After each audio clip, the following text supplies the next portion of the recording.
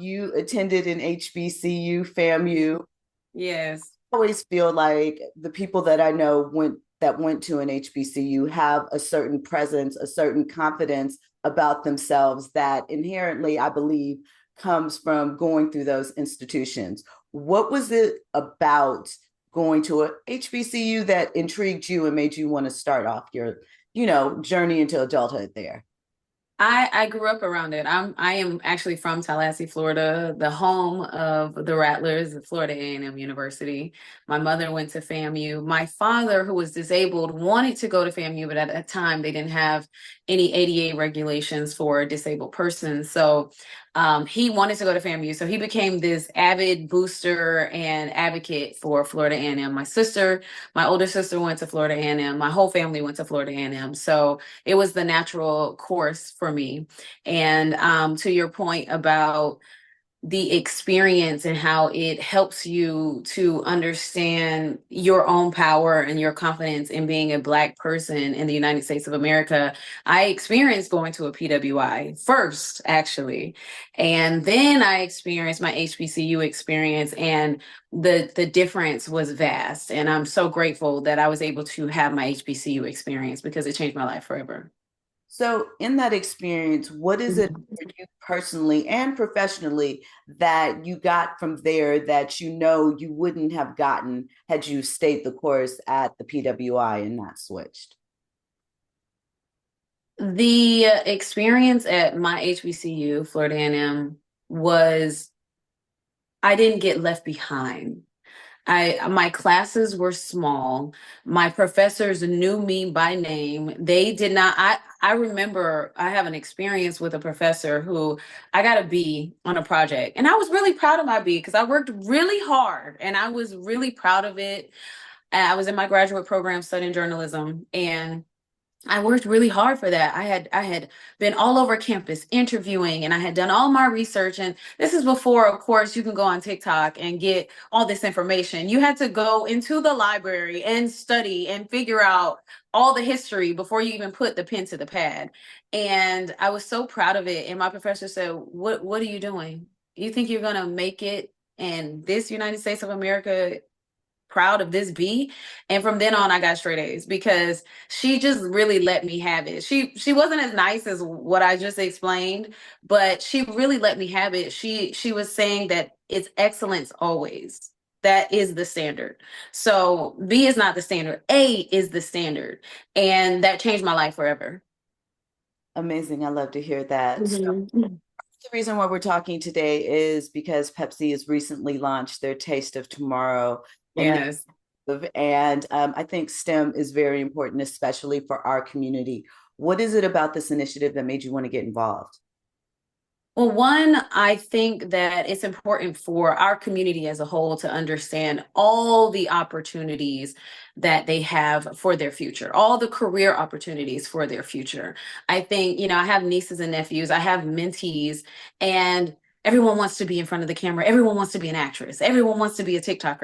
And there is nothing wrong with that because to truth be told, you can be an engineer that is also a TikToker. You can be anything that you want to be. However, I'm really proud of Pepsi and what they stand for because even when I was in college, they were always at the career days. They were always I forget what the word is, but they were always recruiting. That's the word. They were always recruiting Black students, Black and brown people for their programs. I remember interviewing for Pepsi actually. So I'm really proud of Pepsi because what they're doing is they're encouraging students to not only think about the other opportunities, but they're putting their money where their mouth is. So they're saying, not only do we want you to think about other careers and perhaps animal science or architecture or engineering, we also are going to put our money where our mouth is. So if you're interested and you're serious, let's do this. Let me help you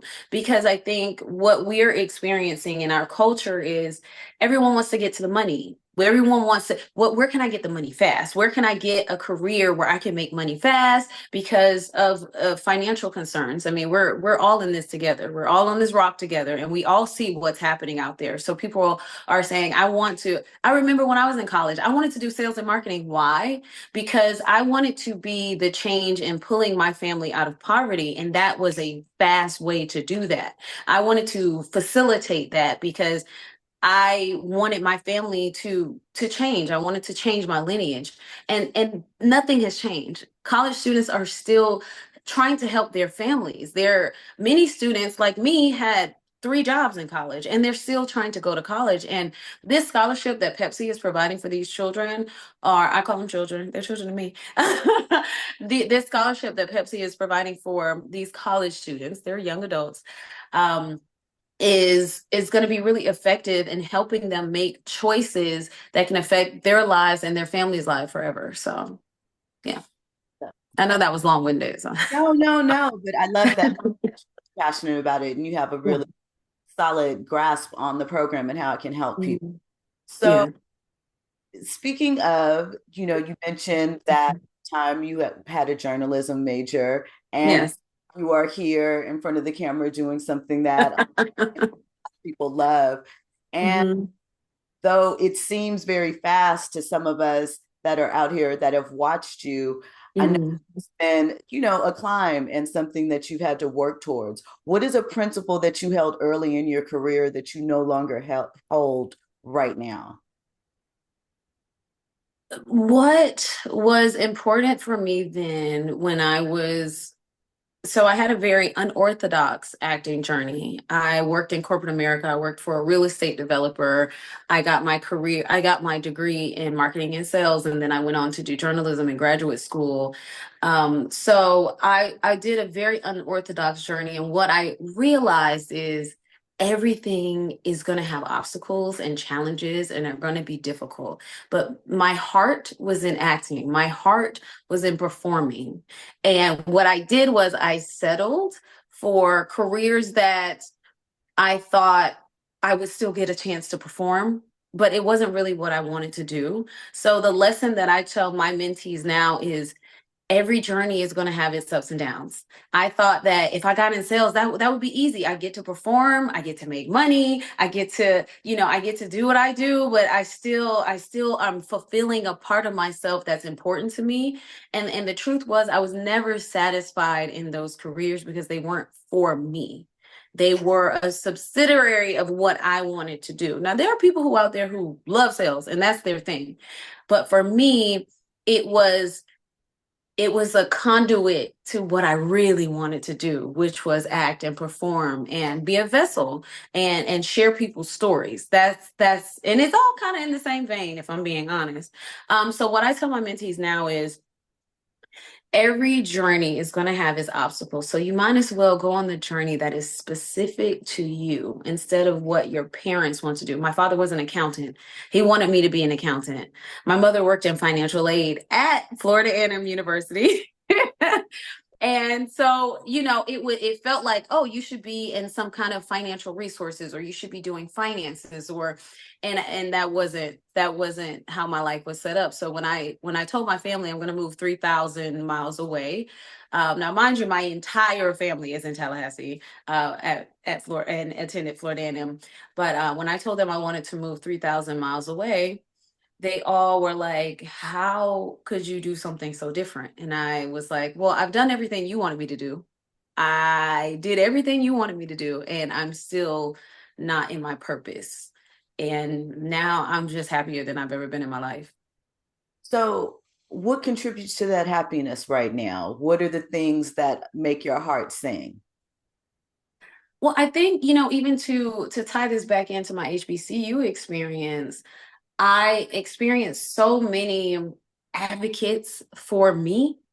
I had a community of people who said, you can do this. You're really good at this. You need to. I remember even when I was studying journalism, I was studying PR. I wasn't even studying. My sister is a reporter in Tallahassee. Shout out to my sister, Lenitra Bennett. She's the anchor person for WCTV News. So it's kind of in our blood, right? um, but I was at Florida A&M and I had a community. I had advocacy. I had people who said it's okay that you're a young Black woman, you're a little confused, but I'm gonna help point you in the right direction. It's okay that you don't know what you want to do, but you'll figure it out. It's okay that you're trying and failing forward. All of that is okay. And I never got lost in the sauce. I never, because if it wasn't my professors pushing me, it was my classmates. We were all encouraging each other, staying up all times of nights. We understood what we were facing together. We understood the adversity, and that in those particular careers we were the minority, and that this experience is very unique to us, because in the world did not look like that experience. So we really held each other down. And for me, that is what really was the catalyst for me to have the courage to do something that at the time, now you mind you, now this was, I've been acting going on 20 years now. So at that time, you know, the access, YouTube wasn't a big thing, TikTok wasn't a big thing. So the access wasn't, everyone didn't have access to it. So me attending Florida A&M University helped me build the courage to say, I'm going to do this, because the challenges I faced, it didn't feel like the end of the world. And a lot of college students, if they get one F, there's no one saying that's okay. Come on, let's figure out how we can turn that into an A. Or it's at certain universities it's so big, it's so, and everyone is going for the same thing, and it's less of a community feel. So I'm really blessed that I was able to experience that, and that facilitated the next steps in my life journey. So, how do you bring that environment or that key element that you learned through being at an HBCU to work with you, or how do you continue that thread? I think it's important that, I think it starts with you, right? So for me, I'm a leader naturally. I enjoy it, and so for me, I have to make sure that my mind is right, my heart is right, and that I'm leading from a space of genuine community. And what's good is goose for, is good for the gander, right? So what's good for the goose, I want everyone to be happy. And how that is transitioned into my current life is I'm on a show where it's an ensemble cast. We are all in this together, and we all started together, which is the blessing of being on this show for 8 seasons. Okay, shout out to sisters on BET. And I was the first person cast on our show. And for me, that was such a big deal because I took my job very seriously. And so I'm going to know my lines. I'm going to schedule the rehearsals. I'm going to try to get our community together. Hey guys, let's hang out. Let's communicate. What are your needs? Let me see if I can talk to the producers. What are your needs? Let me see if I can talk to hair and makeup. And so for my experience at a HBCU in learning how to speak up, and learning how to fight for what I believe in, and learning how to communicate my needs. Because let me tell you, at FAMU, at least at that time when I went, and I'm not going to tell my age on here, but when I went, everything wasn't digital, baby. You had to pick up the phone and say, hey, I need my financial aid. You had to pick up the phone and say, hey, if the registration, you had to stand in line for hours and say, I need to switch classes. This class no longer serves me. I've changed majors, or I need to switch. This class is too late. I have to work at night. I need an early morning class. You had to really advocate for yourself. You had to fight for yourself. And so that is transition in this acting career, right? So in my acting career, I have to advocate for me. If they're like, hey KJ, we want you on this show, I have to know that they're going to have someone who can do my hair. I have to know that they're going to have someone who can do my makeup. They know skin complexion, they know lighting. I'm very high yellow, okay? That matters, okay? I need you to not make me look like a ghost. I need you to get these, I need you to lay my edges. I need you to make sure I look good. And I had to learn how to advocate for myself. And it started at FAMU, because when I did attend my PWI, you just get lost in the sauce. It was 100 people in my class. The tutoring hours or the office hours were, if any, like 1 or 2 hours, and it's 100 people waiting on that list to get in those office hours. Where at Florida A&M, I was able to call my professor personally. I was able to send an email to my professor personally, and there was an extra level of care. So I do that now. I now am that person. I am the when I talk to my mentees, I'm like, hey, listen, I'm busy right now, but I got you. I'm gonna call you tomorrow. I have some extra hours for you tomorrow. When I'm at work, they say, hey, KJ, this is what we need from the cast. I say, hey guys, is there any way we can do this? Is there any way we can work this out? And that started at my HBCU. So 8 seasons is an incredible accomplishment. So once Yes. congratulations. So Thank you. that you're also working on other projects and sliding Mhm. between. So mentioned, you and your husband, we see that relationship and we love Yes. it so much. How do you Thank you. spend time for you and to make sure that your self-care throughout all of this and continuing to climb and elevate yourself in the industry?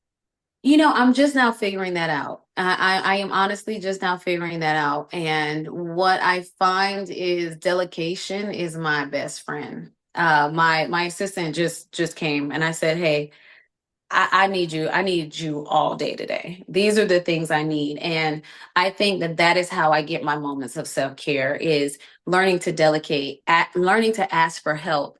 My husband and I, we have a really good quality time schedule. We know that after this hour, it's just me and you, and that's it. We know that on Sunday, it's just me and you, and that's it. So we have a great balance with our love life and our romantic life.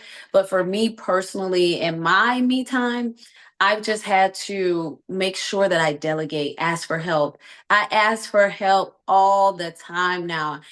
I just hit up my website designer. Hey, I need a website. I need this to go. I'm always asking for the help that I need now. And I think that that is shifted in my life because for me, it was very important for me to be the strong Black woman. It was very important. I think, my good friend touched on it. Sheila, she touched on it, and she said, I think millennials were duped. We were taught that we had to be everything. And for the first time in my life, I'm taking I said, "Oh, I don't have to be everything for everybody. I have to be everything for me. And then if I have some extra going on, then I can figure that out." But I'm learning that I have to figure this out or I'm going to crumble. And I just figured it out. If I'm being honest with you, it's full transparency. I just figured it out.